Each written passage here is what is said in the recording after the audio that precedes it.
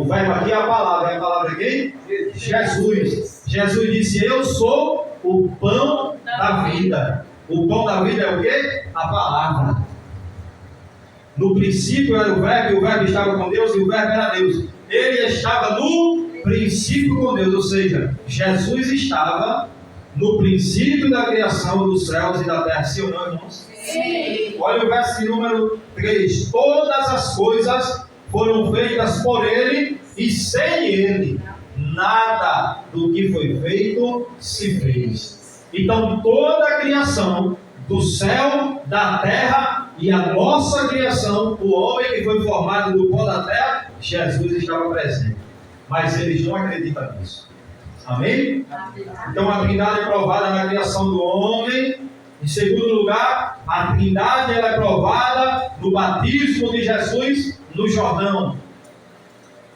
Mateus capítulo 3, versos 16 e 17 está escrito que Jesus ele foi ter com João Batista no Rio Jordão para ser batizado. E a Bíblia diz que quando Jesus é batizado, que ele se levanta das águas, a Bíblia diz que o céu se abriu, ouviu-se uma voz que dizia: esse é o meu filho amado, em quem eu me comprazo. E a Bíblia diz que o Espírito de Deus veio e repousou sobre a cabeça de Jesus.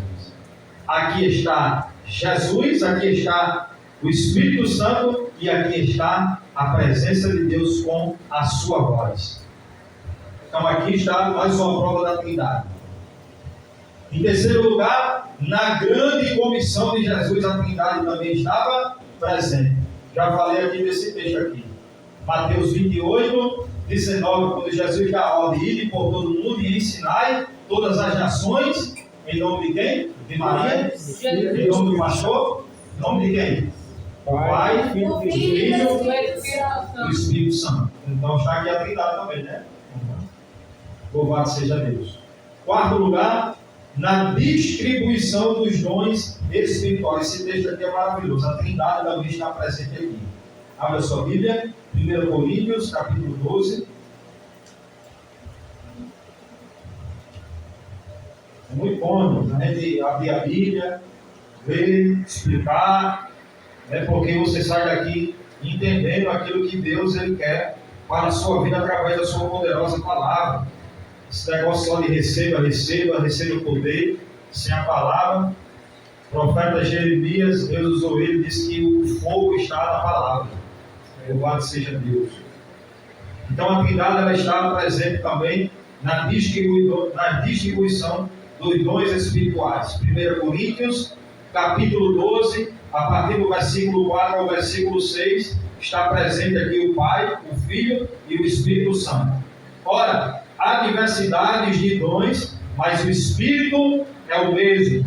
E há diversidade de ministério, mas o Senhor é o mesmo. Esse Senhor aqui é Jesus. Viu?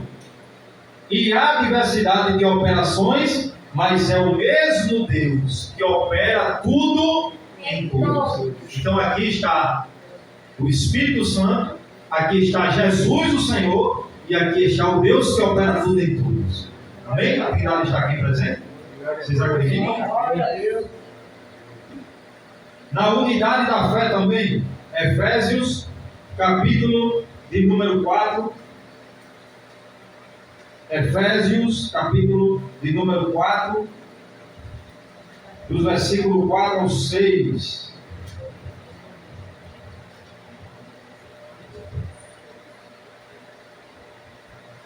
Efésios, capítulo 4, versículo 4 ao 6. Diz assim a palavra do Senhor: há um só corpo e um só Espírito, como também fostes chamado em uma só esperança da vossa vocação. Aqui já está o Espírito Santo. Versículo 5: um só Senhor. Olha o Senhor Jesus aí de novo. Uma só fé, um só batismo. Versículo 6: e um só Deus e Pai de todos, o qual é sobre todos. Então aqui também na unidade da fé está presente quem? O Espírito Santo, Deus Pai e o Senhor Jesus. Amém? Vamos mais um pouco aqui na frente. Segundo lugar, irmãos, já podemos aqui identificar refutar, combater esse ensino errado deles que não acreditam na Trindade. E nós temos base bíblica para confrontar e dizer que nós acreditamos na doutrina da Trindade. Em segundo lugar, eles rejeitam a divindade de Cristo.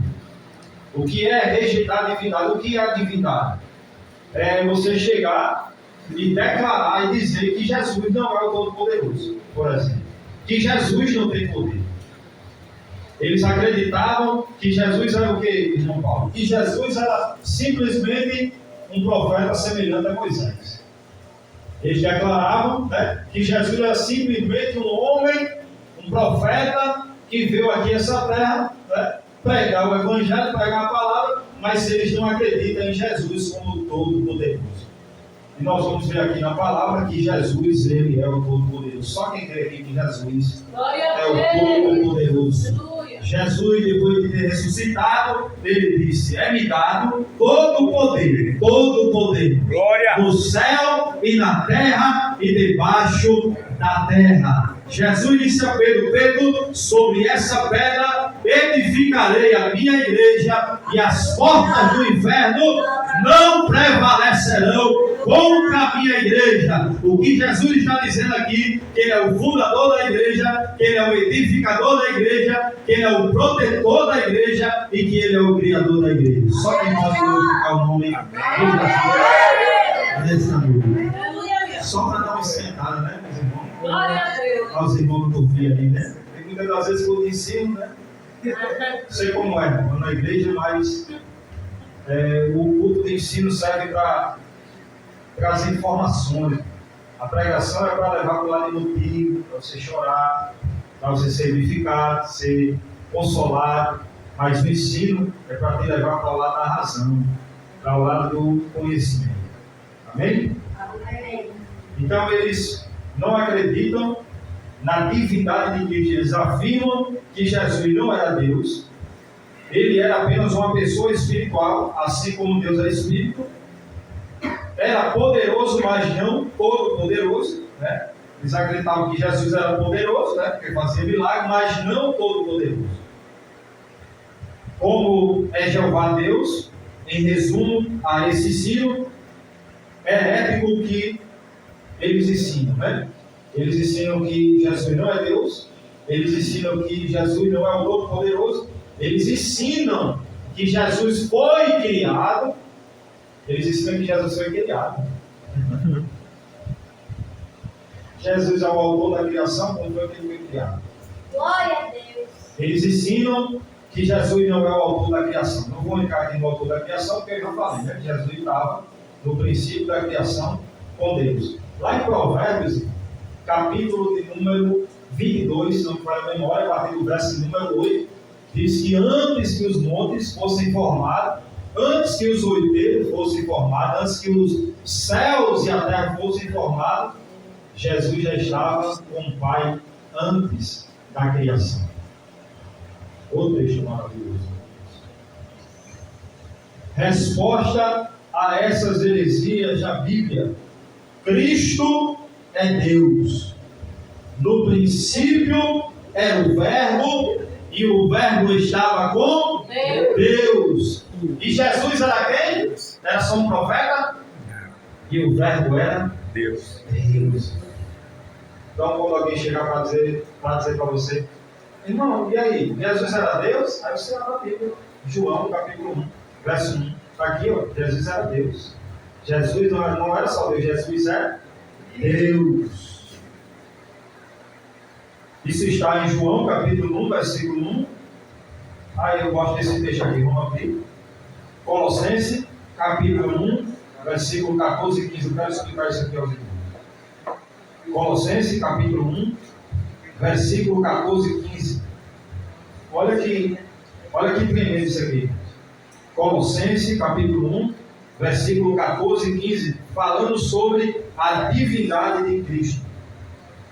Verso 14 diz assim: em quem temos a redenção pelo seu sangue, a saber, a remissão dos pecados, o qual, está falando de Jesus aqui, viu? o qual é a imagem do Deus invisível, primogênito de toda a criação. Olha para cá. Ele está falando de Jesus aqui, Paulo. Essa palavra aqui, irmãos, primogênito, é uma junção de duas palavras. Primogênito é uma junção de duas palavras. Primo, que significa primeiro, e gênito significa único, essência, divindade. Ou seja, ele é o primeiro em essência, em divindade, como Pai Criador. É a mesma coisa do que está escrito em João capítulo 3, versículo 16, o texto mais conhecido da Bíblia. Porque Deus amou o mundo de uma tal maneira que enviou o seu Filho unigênito.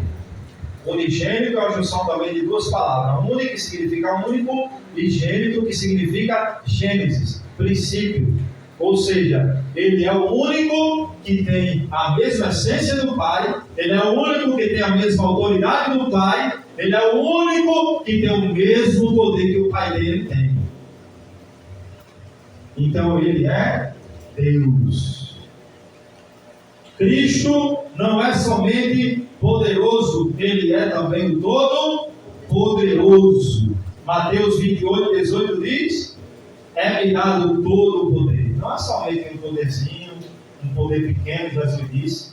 Não é somente um poder relativo, uma parte do poder. Não, Jesus disse: é-me dado todo o poder, no céu, na terra e embaixo da terra. Amém? Apocalipse capítulo 1, versículo 8. O apóstolo João vai escrever e vai dizer que ele é o alfa, o ômega, o princípio e o fim, o todo-poderoso. Louvado seja Deus. Cristo, em terceiro lugar, ele não foi criado, pois ele é eterno. Em João, capítulo 6, em João, capítulo de número 8, perdão, versículo de número 58. Jesus está aqui debatendo com os fariseus. Jesus vai dizer uma palavra bem boazinha que eles não entenderam. Jesus olhou assim para os fariseus e disse: ó, antes que Abraão existisse, eu sou. Aí os fariseus olharam assim para ele: meu Deus, eu não tenho nem quase 50 anos, como é que ele existiu antes de Abraão? Eles não entenderam, né? Na realidade, que Jesus ele veio cumprir a sua missão, né? Se fazer homem, se fazer carne como nós, né? Ser formado no ventre de Maria, vir a essa terra para descer por nós, viver como homem. Para isso ele deveria o quê? Nascer. Mas Jesus, ele não foi criado. Jesus não foi criado por Deus. Os anjos, eles foram criados. Mas Jesus, ele não foi criado. Ele não foi criado. Ele participou, desde antes, ele participou da criação. Ele já era antes da criação. Então significa dizer que Deus não foi criado, o Espírito Santo também não foi criado, e Jesus também nunca foi criado. Os anjos sim foram criados, mas Jesus não foi criado. Amém? Porque antes que Abraão existisse, ou seja, antes dos seres humanos existirem aqui na terra, ora, eu não fui nem criado, já existia antes de tudo. Era isso que Jesus estava dizendo. Amém? Só quem pode glorificar Deus. Glória a Deus. Essa noite, então eu já falei, né? Que Cristo ele é o autor da criação, porque ele participou da criação. Amém? Então nós vamos. Meu Deus, que tempo corre, né?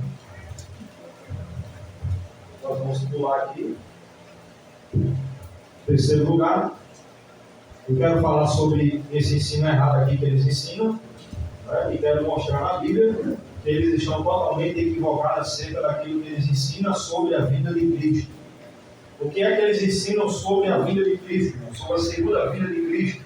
Né? Eles afirmam que Cristo vem, não em forma humana e visível, mas como criatura espiritual e gloriosa. Ele vem não em humilhação humana, mas em glória, como seus anjos, com ele. Eles afirmam que viria de forma invisível no campo espiritual. O que é isso?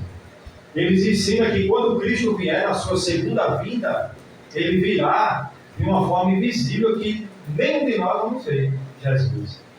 Mas será que isso é correto? Esse ensino é verdadeiro? Por que não? Porque a Bíblia ensina isso. Vamos para a Bíblia? Abra sua Bíblia. Mateus 24. Então eles acreditam que quando Cristo vier na sua segunda vinda, ele virá de forma invisível e misteriosa. Eles afirmam que Jesus virá e ninguém vai ver o Senhor. Mas olha o que a Bíblia diz. Mateus 24, versículo 30. Mateus 24, versículo de número 30. E depois eu quero ler um texto de Apocalipse, capítulo de número 1. Olha o que o verso 30 diz. Então aparecerá no céu o sinal do Filho do Homem. Como é que pode haver um sinal de alguém que vem se alguém não vê a pessoa? O que Jesus está dizendo aqui sobre ele mesmo, que quando ele vier, todo olho o verá. Ele virá em glória, a sua manifestação da sua vida, quando ele vier, ele não virá de forma invisível, não. Aparecerá no céu o Filho do Homem, e todas as tribos da terra se lamentarão e verão o Filho do Homem vindo sobre as nuvens do céu com poder e grande glória. Aleluia. Estão na Bíblia? Eu estou na Bíblia? Nova Apocalipse, capítulo 1. Jesus virá de forma invisível ou virá de forma visível? Visível. Glória a Deus. Apocalipse, capítulo 1. Eu acho que é o versículo 8.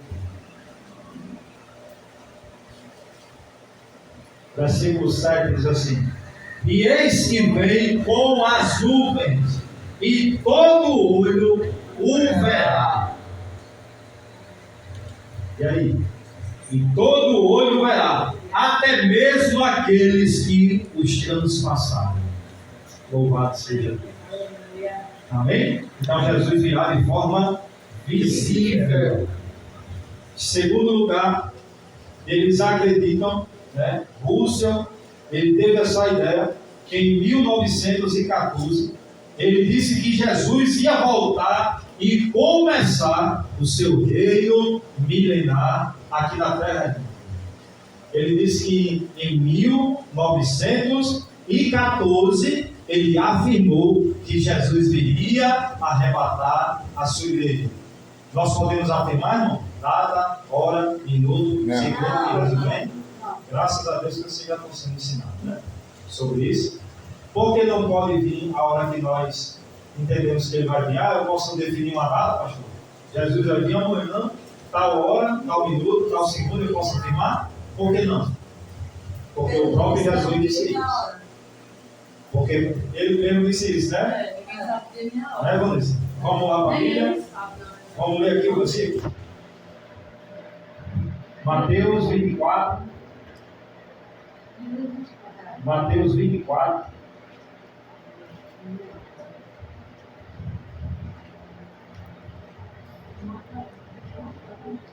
É muito bom, irmãos, a gente esse estudo, esse ensino, porque a gente abre a Bíblia, não é verdade?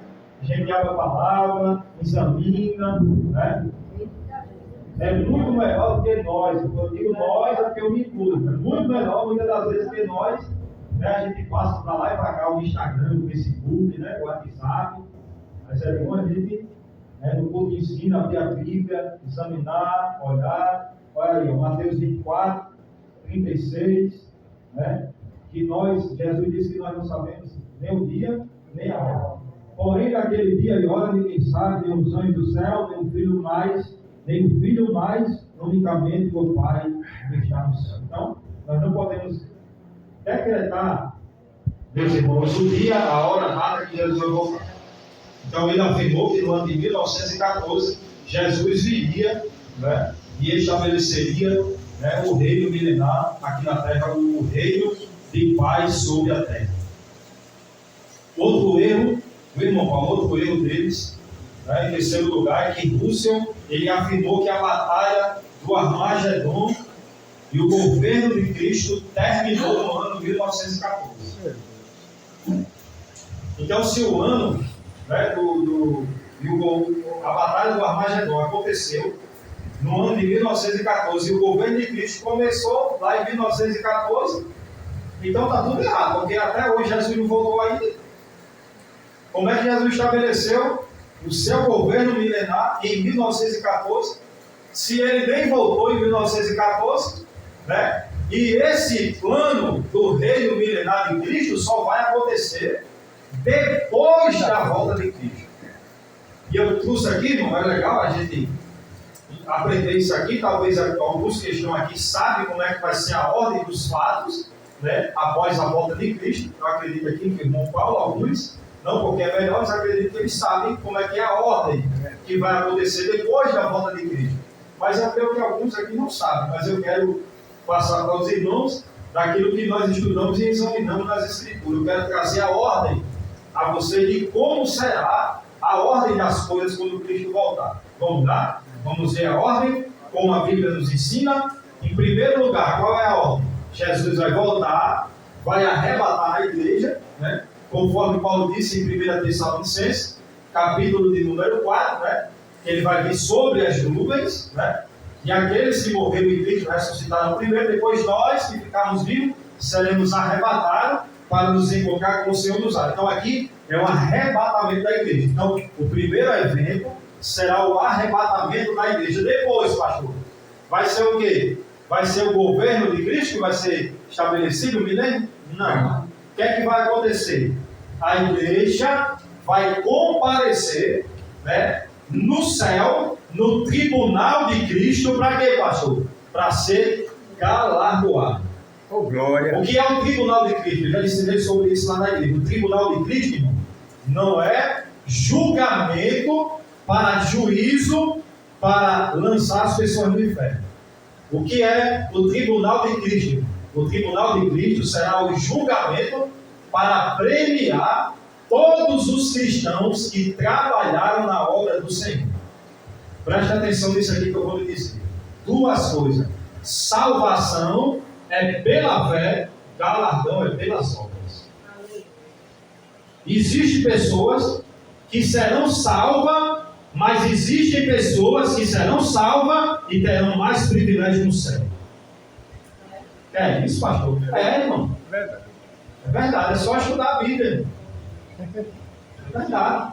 O apóstolo Paulo ensinou em 1 Coríntios, capítulo 3, a partir do versículo 11, ele ensinou como será a premiação, né, no tribunal de Cristo. Tem pessoas que vão ser premiadas com ouro, tem pessoas que vão ser premiadas com prata, né, com pedras preciosas, essas obras que eles fizeram. Tem pessoas que no céu vão ser a glória do sol, outros vão ser a glória da lua, outros a glória das estrelas. É só olhar 1 Coríntios 15. Amém? Então, arrebatamento da igreja. Segundo lugar, tribunal de Cristo. Depois, as bodas do Cordeiro. E logo após, o arrebatamento da igreja também acontecerá a grande tribulação. Acreditamos, estudando a palavra, que a grande tribulação na terra, depois que a igreja for arrebatada, será um período de 7 anos sobre a terra. Eu creio dessa forma porque no período das bodas do Cordeiro, que é as bodas do Cordeiro? As bodas do Cordeiro será o evento aonde a noiva de Cristo estará com o noivo no céu, se banqueteando com o Senhor no céu. Irmãos, as bodas do Cordeiro, ela é uma comparação com o casamento judaico. Como é o casamento judaico? O casamento judaico acontecia dessa forma. Quando o noivo e a noiva se casavam, eles passavam 7 dias de lua de mel. Não é assim, irmão? 7 dias de lua de mel. Então, a comparação com o casamento judaico é a comparação com as bodas do cordeiro que acontecerá no céu da noiva com o noivo durante 7 anos. Porque 7 anos será o período da grande tribulação. Após a grande tribulação, haverá a batalha do Armagedon, conforme Zacarias, capítulo 14, verso 6. Após a batalha do Armagedon, haverá a manifestação de Cristo em glória com os seus santos, conforme Apocalipse 19, onde a Bíblia diz que no final do período da grande tribulação, a Bíblia diz que aparecerá no céu, né, o Senhor montado em um cavalo e com ele milhares e milhares dos seus santos, que é a igreja. Amém? Amém. Após a manifestação do Senhor em glória, será o julgamento das nações. Será uma parte dos seres humanos que restarão nessa época. Esse julgamento é de nações e não de indivíduos. No vale de Josafá, Jesus julgará no julgamento das nações 3 tipos de povos. No julgamento das nações, 3 tipos de povos serão julgados. Em primeiro lugar, os irmãos judeus serão julgados, os judeus serão julgados no período da grande tribulação, porque eles não acreditaram em Jesus como Messias, então eles serão julgados no período da grande tribulação. Pastor, quem é que vai participar do período da grande tribulação? Assim eu creio: os judeus que não acreditaram em Jesus e os ímpios que não acreditaram no Evangelho. A igreja não vai estar mais aqui, ela vai estar com o Senhor no céu. Amém? Então, o julgamento primeiro dos judeus. Em segundo lugar, nações ovelhas, que são os povos que ajudaram os judeus, ficarão à sua direita. Ou seja, no período da grande tribulação, nações que ajudarão os judeus que estarão no período da grande tribulação, que se converterão no período da grande tribulação. Na época da grande tribulação, que os judeus forem espremidos pelo anticristo, haverá nações que ajudarão os judeus a se livrarem do anticristo. Então, essas nações, ovelhas ou povos que ajudaram os judeus, ficarão à sua direita. Jesus ensina isso em Mateus capítulo 25, que as nações ovelhas ficarão à sua direita e os bodes são os povos que odiaram a Israel, ficarão à sua esquerda. Amém? Entenderam isso aqui? As ovelhas ficarão à direita de Jesus, que são as nações que ajudaram os judeus no período da grande tribulação, e aqueles que odiaram os judeus ficarão à esquerda de Jesus e serão julgados no dia do juízo final. Amém? Mais um pouco aqui para frente, até alguns minutos ainda. Tem muita coisa, muito ensino, né, que nos orienta, nos ensina acerca desse assunto. Eu trouxe só alguns, não vai dar nem para finalizar hoje tudo que eu trouxe aqui nessa noite. Amém? Em quinto lugar, o conceito errado de Russell sobre o inferno. Em primeiro lugar, que ele não acredita, né? Não acredita no inferno, e até hoje tem essas pessoas que não acreditam no inferno. Quem sabe aqui quem é as pessoas que não acreditam no inferno?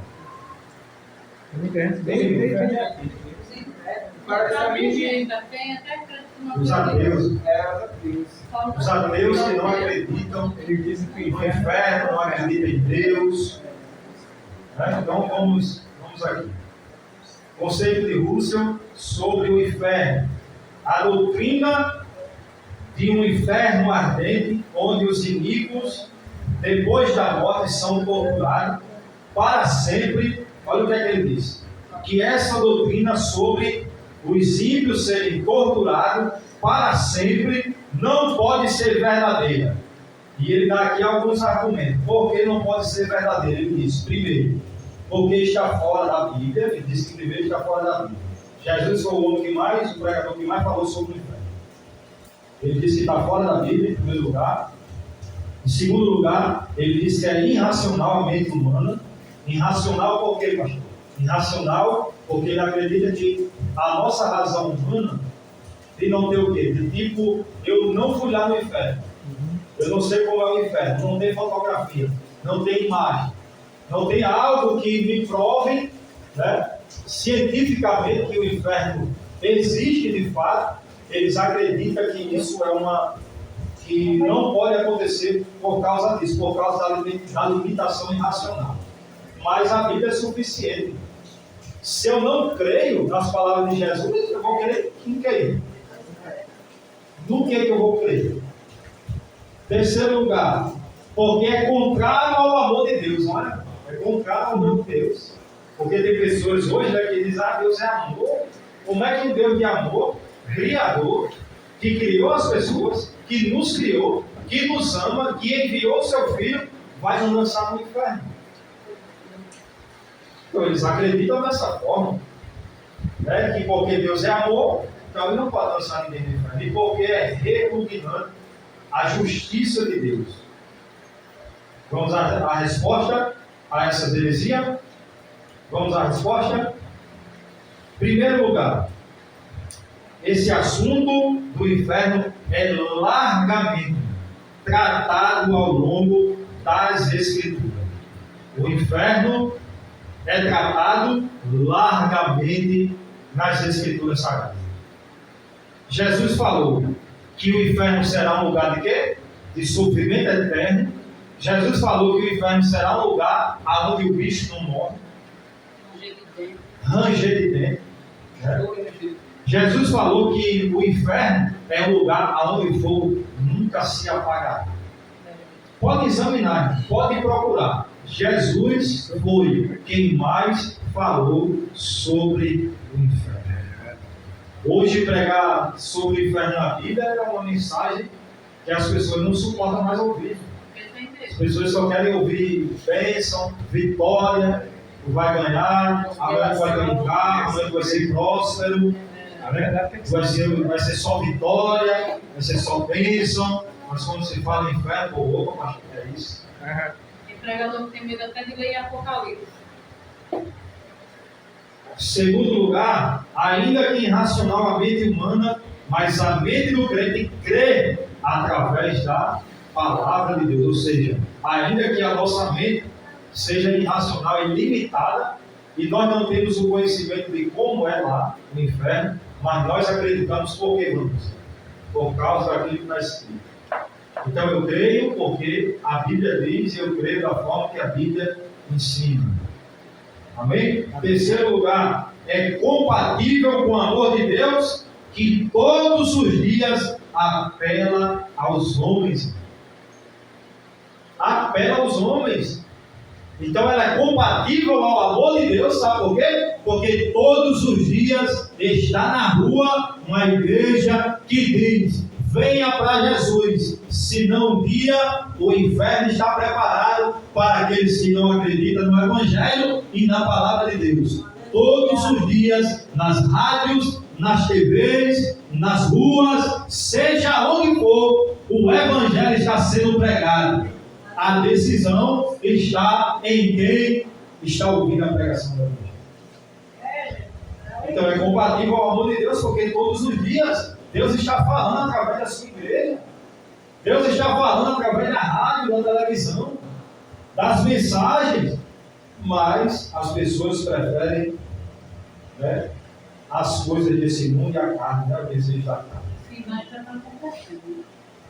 Em quarto lugar, é compatível com a justiça de Deus, que tem reservado o céu para os salvos e o inferno para os pecadores que não creem. Então ele diz assim: não é compatível, porque isso não condiz com a justiça de Deus.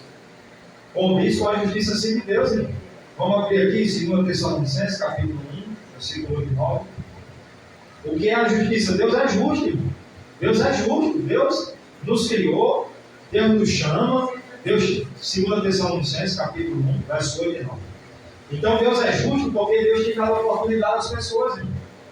Deus nos deu a oportunidade um dia para nós estarmos hoje aqui, irmão, glorificando o seu nome. Deus é justo. Deus nos criou e nos deu o direito de quê? De escolha, irmão. Deus seria injusto? Eu ensinei semana passada lá na igreja sobre a doutrina da predestinação e livre-arbítrio. Eu creio no livre-arbítrio, irmão. Eu creio no livre-arbítrio. Eu não creio que Deus é um Deus que já predestinou pessoas para o inferno e pessoas para o céu. Eu não creio nisso. Eu acredito que isso seria injustiça da parte de Deus. É injustiça da parte de Deus. Já julgar, irmão Paulo, pessoas já para o inferno, sem a pessoa ter a única oportunidade de decidir o que ela quer. Isso seria uma injustiça da parte de Deus. 1 Tessalonicenses, capítulo 1, verso 8 e 9. Está escrito assim, ó. Porque, 2 Tessalonicenses. Estava aqui em 2 Tessalonicenses. 2 Tessalonicenses, capítulo 1, verso 8 e 9, diz assim: como labareda de fogo, tomando vingança dos que não conhecem a Deus e dos que não obedecem ao Evangelho de nosso Senhor Jesus Cristo, os quais, por castigo, padecerão eterna perdição ante a face do Senhor e a glória do seu poder. O que é que Paulo está dizendo aqui? Paulo está dizendo que um dia o Senhor toma a vingança daqueles que não conhecem a Deus, ou seja, aqueles que não quiseram ter conhecimento de Deus. Não é assim que Paulo disse em Romanos, capítulo 1? Tendo conhecimento de Deus, pelas coisas que estão criadas, eles desprezaram o conhecimento de Deus, adorando mais a criatura do que o Criador, que é bendito para todos. Ou seja, toda a humanidade, queira ou não queira, não é assim? Às vezes a pessoa diz, eu não creio em Deus, mas quando está no hospital diz, Deus. Quando está no leito diz, Senhor, tem misericórdia de mim. É porque existe um chip, até nos ateus, existe um chip de acreditar que Deus é Deus, que Deus existe. Não, mas não é esse chip não. Deixa eu completar. O chip aqui não é um chip físico não, é no sentido de crença que Deus existe. É um chip, eu estou falando, é uma forma alegórica. Não é chip colocar em tudo. Então o que é que Paulo está dizendo aqui? Paulo está dizendo que Deus um dia vai tomar a vingança daqueles que não conheceram a Deus e dos que não obedeceram ao Evangelho pregado pela igreja. Amém? Pessoal, mais 5 minutos para nós encerrar aqui. Mais 5 minutos, amém? Outra coisa aqui, irmãos, interessante que ele ensinou, outra coisa que eles ensinaram é sobre a igreja do céu. Russell afirma que só vai para o céu, olha que ensino, que só vai para o céu 144 mil.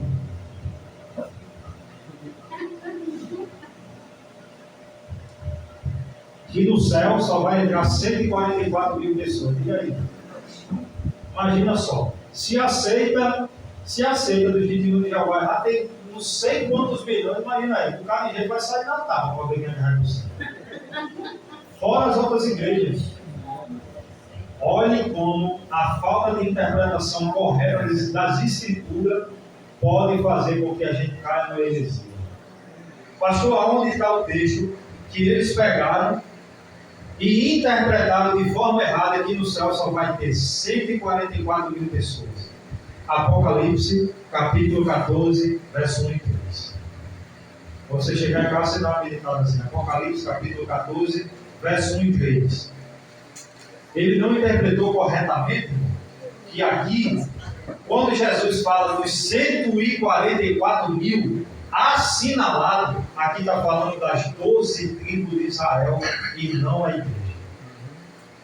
Então, as 12 tribos de Israel são os 144 mil que a Bíblia ensina que são as 12 tribos de Israel que estarão no período da grande tribulação. São aqueles que serão salvos no período da grande tribulação. E não os 144 mil que vão morar no céu, só aqueles 144 mil. Liga aí, uma ruma de gente do Antigo Testamento, do Novo, a igreja, meu Deus, ia ser uma luta, viu? Ou batalha para entrar no céu. Jesus disse o quê? Jesus disse o quê em João capítulo 14, quando Jesus disse: na casa do meu pai, ó, há muitas moradas. Muitas moradas. Amém?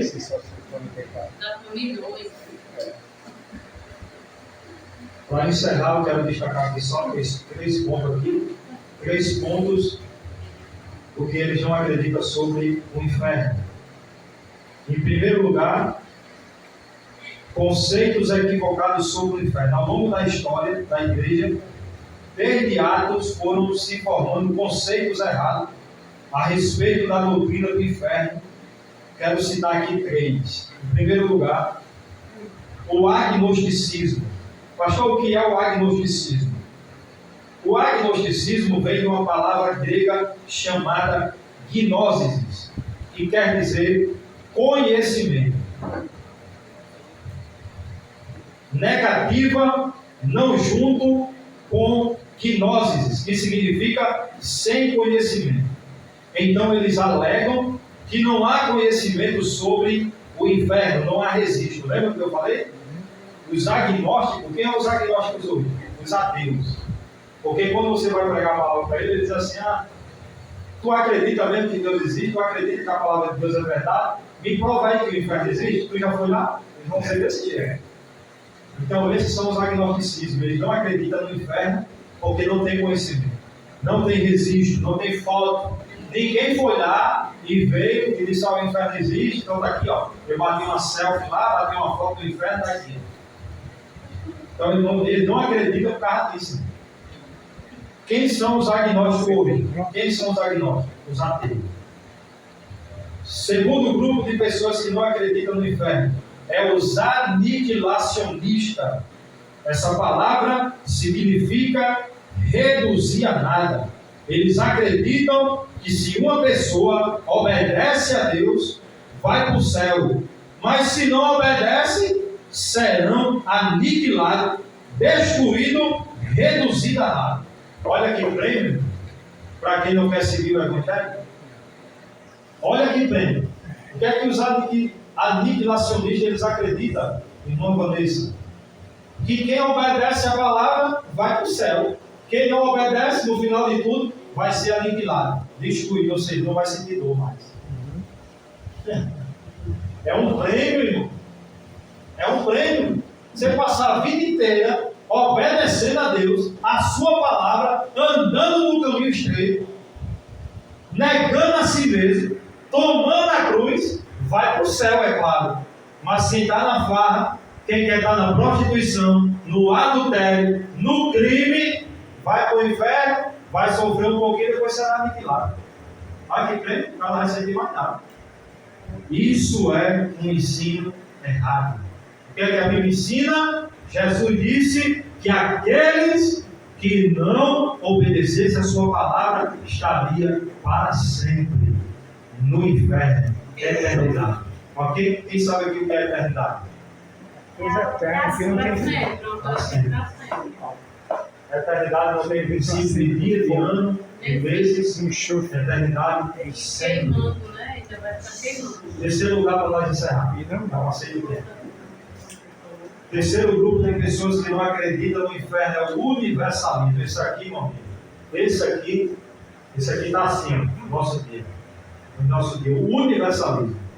Essa palavra significa cata e rolos, que quer dizer juntos e todos. Eles acreditam que no final dos tempos todos serão salvos. Doutrina do universalismo. Acreditam que no final dos tempos todo mundo vai ser salvo. Cantor de funk. Quando morre um ator, uma atriz, coloca logo umas asinhas, agora foi para o céu. Vai estar no final de tudo lá, cantando, louvando a Deus. Ó, Pelé está no céu, Maradona também vão formar uma dupla lá no céu. Olha que maravilha. Isso aqui é o universalismo. Eles acreditam que no final de tudo Deus vai salvar todo mundo. Que todo mundo vai para o céu, né? Que não precisa renunciar a nada. Eu fechei aqui a Bíblia. Não precisa renunciar a nada, andar de todo jeito, andar de toda forma, né? Andar fazendo o que bem entende, o que dá na telha. Afinal de contas, Deus é amor, Deus não vai lançar ninguém no inferno, Deus é justiça, então todo mundo vai para o céu. Então, como é que fica? Como é que fica obedecer a Deus acima de tudo, né? Amar a Deus acima de tudo? O que Jesus disse: aquele que quiser vir após mim, tome a sua cruz a cada dia, negue-se a si mesmo e siga, porque aquele que quiser salvar a sua vida tem que viver lá. Renunciar às coisas aqui na terra. Amém? Enquanto eu para o Senhor. Aleluia, Jesus. Glória a Deus. Já vai, você? Amém? Estamos encerrando agora. Encerrando. Amém? Então, irmãos, espero que vocês tenham aprendido alguma coisa. Amém. Eu quero dizer a vocês que o pastor Daniel eu vou aprender agora. Já estou aprendendo também, cada dia. Eu ainda estou querendo me aprofundar cada dia na palavra, né, para trazer sempre aos irmãos, né, no ensino, na instrução, uma palavra que venha orientar a igreja, edificar de uma certa forma. Né? Os irmãos, eu peço a todos que orem, né, que intercedam pela minha vida. Não tem sido fácil, mas eu creio que o Senhor irá me dar graça e me dar força para continuar. Amém? Que todos saiam daqui nessa noite edificados pelo poder da palavra e com um pouco de conhecimento. Amém? Não limito tudo que eu ensinei aqui nessa noite, não limito. Peço aos irmãos que quiserem e puderem se aprofundar um pouco mais sobre isso, se aprofundar. Amém? Eu quero louvar a Deus, agradecer pela confiança do pastor Jairzinho. Eu nem queria vir hoje. Eu não queria vir porque o pastor falou comigo, disse que não ia poder estar aqui devido ao trabalho, foi chamado de última hora. Ele disse: pastor, o senhor não quer que eu vá uma outra oportunidade? Porque assim, não desprezando os irmãos da igreja, porque assim como eu pude ensinar, eu preferi que o anjo da igreja também estivesse na igreja. Ele é o pastor da igreja, então quem está com vocês todo dia aqui é ele. Mas aí o pastor disse: não, pastor Daniel, vá lá, cumpra a missão, você já estudou, vá lá, traga a palavra de edificação para os irmãos. Então, pela confiança dele, eu vim. E eu espero que os irmãos tenham aprendido alguma coisa. Amém. Glória a Deus. Tem a responsabilidade da direção do culto, que deve vir aqui das últimas considerações. Talvez pode ter algum aviso, alguma coisa, você faça para os irmãos. Amém? Aplauda ao Senhor.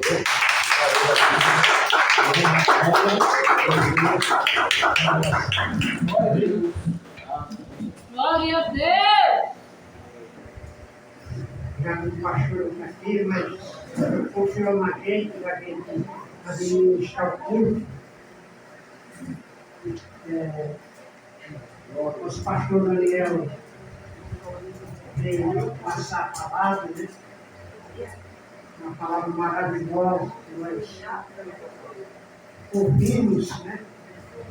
Aprender mais um pouco também. E só o Senhor que faz isso por nós. Sim, Jesus. E aquilo, só tem que agradecer tudo a Jesus. Amém, Jesus. Glória a Deus ter feito por mim, pela minha família. Eu peço a Ele todos os dias da minha vida, que nunca me deixe ser meu pão de cada dia na minha mesa. Aleluia! Glória a Deus! Que Jesus abençoe, que não falte nessa alimentação. O jeito que o Senhor está mostrando a cada um de nós. E é uma maravilha, né? A gente ter a nossa alimentação meditada. Eu passei um tempo aí sem ter a alimentação certa na minha vida. Me alimentar com a barriga cheia arrancada. Só tomava água, só tinha água para tomar mesmo. Se levantava no outro dia, só tinha água na geladeira. Mas é orando a Deus, né? Orando, até que Jesus abriu as portas E essas portas nós continuam abertas para mim. Glória a Deus. Glória a Deus. E aqui eu quero passar para o pastor Daniel para encerrar com a palavra. Outra prova, né, irmão? Quem está na bênção apostólica também. Né? Ali está a presença, né, do Pai, do Filho e do Espírito Santo. Alguém sabe aquilo que está escrito na bênção apostólica? 2 Coríntios, capítulo 13, versículo 13. Amém? Da bênção apostólica. 2 Coríntios, capítulo 13. Versículo 13. Isso não é invenção de homem, está na Bíblia. Ele é mais uma prova da Trindade. 2 Coríntios, capítulo 13, versículo de número 13. Quero agradecer já a todos os irmãos que vieram, né? Uma boa quantidade de irmãos que vieram aprender como mais palavras. Mais uma vez pelo irmão Paulo. Um abraço lá, viu, irmão Paulo? Amém, meu amado. Será sempre bem-vindo. Nós amamos você. Qualquer dia tirar um dia para ir na visitação, porque a nossa vida é corrida, Amém. Trabalho, igreja. E às vezes é até difícil a gente encontrar um tempo para visitar os irmãos. Mas vamos procurar um dia para ir lá visitar os irmãos. Em nome de Jesus. 2 Coríntios, capítulo 13, versículo 13. Agradecer em oração, né, em palavras pelo culto dessa noite. Deus seja louvado em nossas vidas. E Deus continue abençoando a vida de cada um, nos leve em paz e segurança. E a mão do Senhor esteja sobre a vida de cada um. O sangue de Cristo, o sangue da nova aliança, esteja sobre a nossa vida e o Espírito Santo possa nos guiar e nos conduzir a cada dia dentro da sua presença. Só quem achou, diga amém. Amém. Diz assim a palavra do Senhor. A graça do nosso Senhor Jesus Cristo, o amor de Deus e a comunhão do Espírito Santo seja com todos nós. A igreja diz: amém. A vitória é nossa. Pelo sangue de Jesus. Pelo sangue de Jesus. A vitória é nossa. Se Deus é por nós, agindo Deus, quem impedirá? O Senhor é meu pastor e nada me faltará. Vamos aprender isso? O Senhor é meu pastor e nada me faltará na nossa vida. Mas no original é: o Senhor é meu pastor e Ele não me faltará. Glória! Glória!